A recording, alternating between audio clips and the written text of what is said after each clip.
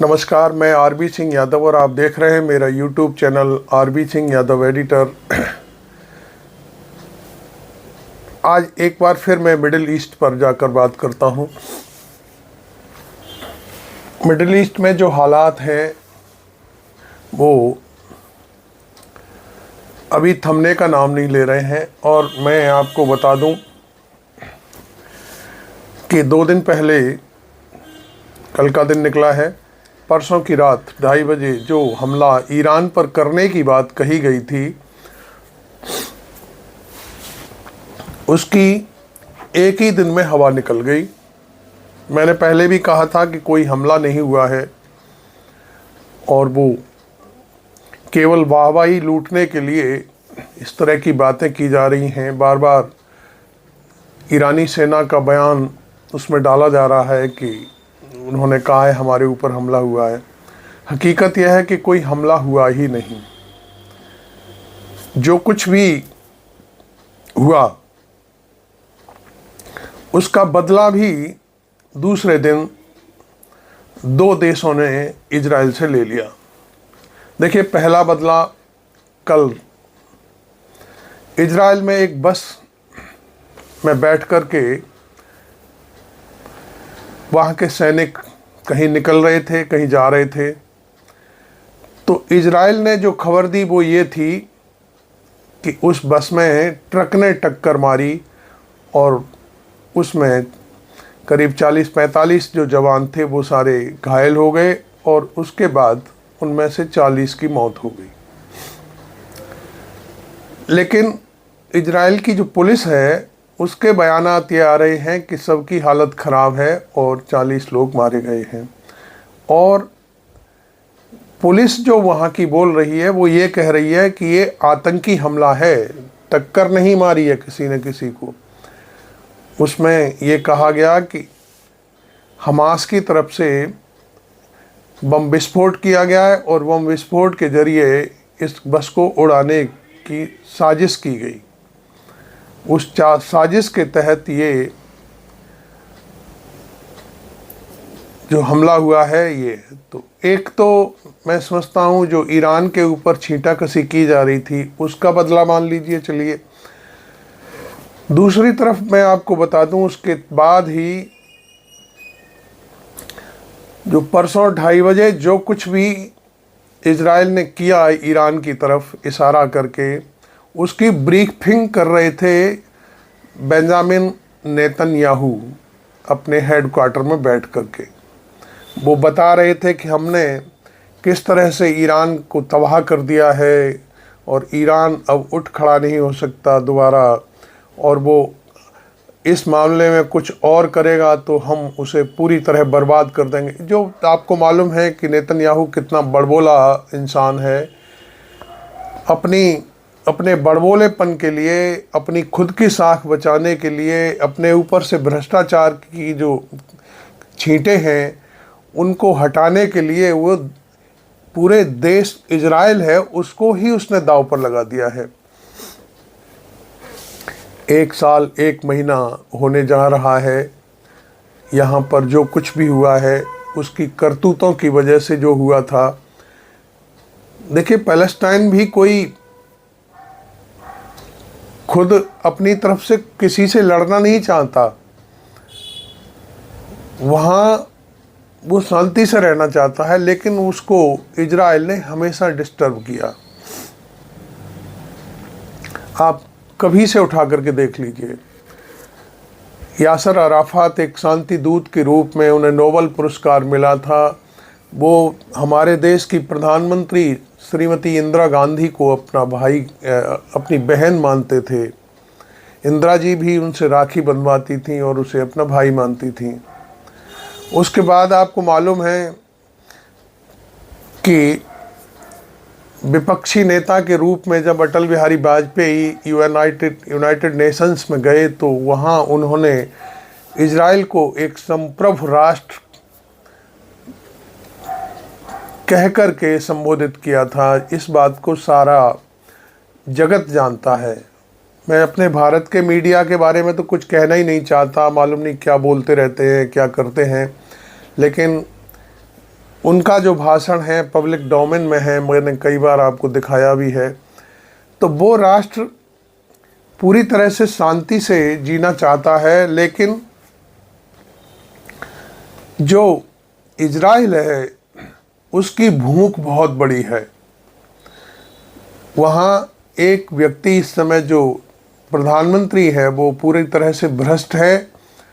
जनता उसके ज़माने में इजराइल छोड़ करके भाग रही है, और वो ये कहता है कि हमने ईरान को ऐसा कर दिया, हमास को वो कर दिया, इजराइल ने लेबनान को भी तबाह कर दिया।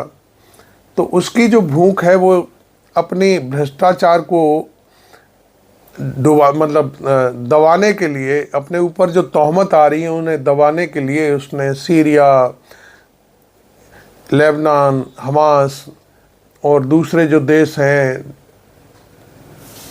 मिस्र भी है उसमें शामिल, और एक और देश है छोटा सा, उसको भी वो अपने इजराइल में मिलाने की, जो एक कहते हैं ना राष्ट्रभक्त देश है, तो उसको सामने रख कर के पूरी साख को वो ये लड़ाई लड़ रहा है। कल वो सीरिया पर हमले की बात अपनी प्रेस ब्रीफिंग में दोहरा रहा था। तभी पहला हमला तो 40 जो जवान मारे गए हैं एक बस में, उनके ऊपर किया है। दूसरा हमला लेबनान का जो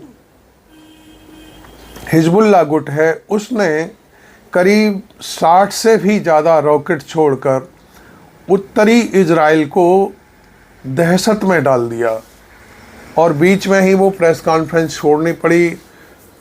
और फिर उसमें जो कुछ भी होता है आप जानते हो, जब तक उनका एयर डिफेंस सिस्टम तैयार होता तब तक तो वहाँ पर तमाम गड्ढे हो गए। हालांकि उस मामले में अभी तक कोई रिपोर्ट सामने नहीं आई है कि वहाँ कितने लोग घायल हुए, कितने लोग मरे। इस चीज़ के लिए हम तो पुष्टि करने के लिए अल जजीरा देखते हैं, उसमें क्लियर हो जाती हैं बातें, क्योंकि अल जजीरा घुस कर के पत्रकारिता करता है। बाकी तो इस मामले में बीबीसी भी कभी कभी बहुत पीछे रह जाता है। बीबीसी के तमाम संवाददाता हैं जो बीबीसी छोड़ करके अल जजीरा में जॉब कर रहे हैं और वहाँ से वो सीधी रिपोर्टिंग करते हैं। हालांकि अल जजीरा के 2 पत्रकारों को बेंजामिन नेतन्याहू ने ये कह कर के देश से हटा दिया कि ये गलत बयानी करते हैं, गलत रिपोर्टिंग करते हैं। खैर, इस तरह की चीज़ें मीडिया के ऊपर चलती रहती हैं, ये कोई ख़ास बात नहीं है। तो मैंने आपको ये बात बताई कि अभी भी गोदी मीडिया बातों को फैला रहा है, झूठी जो अफवाहें हैं उनको फैला रहा है। अभी तक कहीं से कोई ऐसी खबर नहीं मिली है कि ईरान में कोई बड़ी तबाही मच गई है, बड़ा कांड हो गया है और उसकी वजह से ईरान तबाह हो गया है, वहाँ पर सारा सिस्टम ख़राब हो गया है, भूख से लोग तड़प रहे हैं। तो ये तो कहीं से कोई बात नहीं आई।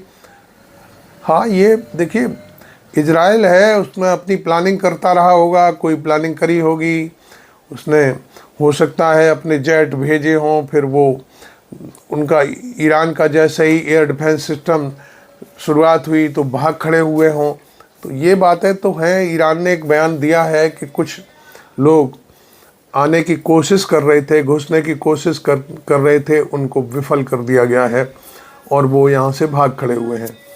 इस बात को नेतन्याहू ये कह रहा है कि हमारे बमबरसक विमान गए थे और वो अपने स्टॉप पर वापस लौट आए हैं सेफली। तो ये एक बात बस इतनी सी थी। इस बात को बड़ा चढ़ा करके आम आवाम के सामने, अपनी आवाम के सामने अपने मुँह मिट्ठू मियाँ बनने की कोशिश में नेतन्याहू मालूम नहीं इजराइल को कहाँ से कहाँ ले जाएगा। देखिए, हम आपको एक चीज़ और बता दें, अमेरिका जिससे भी दोस्ती करता है उसे निगलने की कोशिश करता है या उसे दबा कर रखने की कोशिश करता है।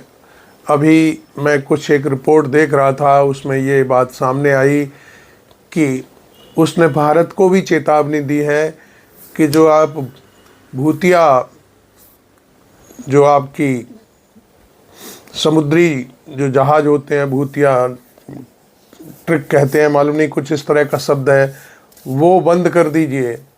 आपको एक तरफा होकर के रहना है। और ये मसला कब उठा है?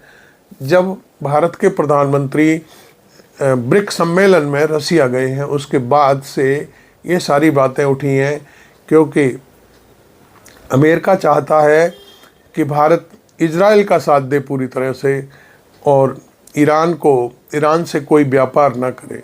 उसने प्रतिबंध लगा रखा है। उसका ये आरोप है कि ईरान भारत को तेल देता है और वो भूतिया जो जहाज़ है उसके ज़रिए तेल भारत पहुंचता है। इस तरह के आरोप लगा कर के वो भारत को दबाने की कोशिश कर रहा है।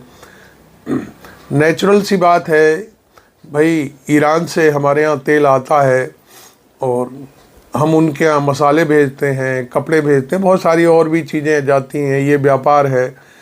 इजराइल से भी हमारे रिश्ते व्यापारिक रिश्ते हैं। वहाँ जो हमारे सामने एक डाटा आया उसमें यह है कि 8 अरब डॉलर का जो व्यापार है वो शायद इजराइल के साथ है और 2 अरब डॉलर का व्यापार हमारा ईरान के साथ है इस समय, चूँकि अमेरिका का प्रतिबंध चल रहा है।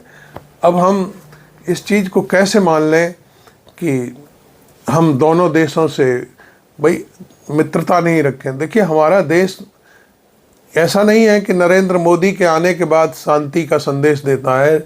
ये तो देश हमारा शुरू से ही इस टाइप का रहा है, हमेशा शांति का प्रतीक रहा है। युद्ध जैसी चीज़ों में भारत का कोई विश्वास नहीं रहा। आप कहीं भी जा कर के देख लीजिए, हमको शांति पुरस्कार भी भारत की प्रधानमंत्री को मिल चुका है। बहुत सारी और भी चीज़ें हैं। भारत में जो लोग जन्मे हैं उनका भी यही ट्रेल रहा है। आपको मालूम है, बुद्ध थे हमारे महान प्रवर्तक, महावीर स्वामी थे हमारे महान जैन धर्म के प्रवर्तक, और भी तमाम ऐसे हुए हैं। कबीर थे, रहीम थे। उसमें हर चीज़ सामने आती है कि भारत शांति का प्रतीक रहा है। महात्मा गांधी से बड़ा शांति का प्रवर्तक कोई दुनिया में नहीं हुआ, क्योंकि सारी दुनिया उनकी शांति का लोहा मानती है। उन्होंने हमेशा अवज्ञा आंदोलन जरूर चलाए, लेकिन शांति के साथ। उनका हमेशा ये रुख रहा कि हम यदि कोई हमारे एक गाल पर थप्पड़ मारता है तो उससे कहो भैया इस पर भी मार दे। इस थ्योरी के तहत ही महात्मा गांधी के नेतृत्व में देश आज़ाद हुआ। आप ये मत कहिए कि महात्मा गांधी हमारे राष्ट्रपिता थे, और ये राष्ट्रपिता की संज्ञा किसी और ने नहीं दी। हमारे महान देशभक्त सुभाष चंद्र बोस ने महात्मा गांधी को राष्ट्रपिता की संज्ञा दी थी। तब से हम उनको राष्ट्रपिता मानते चले आ रहे हैं। खैर, आपको मैंने बताया सिर्फ इजराइल की कहानी। इजराइल की कमर तोड़ दी गई है इन 2 हमलों ने, अभी अभी ताज़ा। और ये सारी चीज़ें मीडिया बता तो रहा है कि हमला हुआ है, लेकिन उसमें ईरान का पुट जरूर जोड़ रहा है। ईरान में जो कुछ भी छींटा पड़ा उसका बदला तत्काल ले लिया ईरान के सहयोगी 2 राष्ट्रों ने, पैलेस्टाइन और लेबनान ने। तो खैर, मैं ये वीडियो आज आपके सामने इसीलिए पेश कर रहा हूँ कि अब तक का जो मिडिल ईस्ट में जो घटनाक्रम हुआ है वो किस टाइप से गुजरा है। अभी मैं अपने थंबनेल पर एक बस का चित्र डालूंगा जिसमें वो बस है जिसमें 40 जवान मारे गए हैं, जिस पर हमला हुआ है। तो वो आप देखिए। Thank you very much.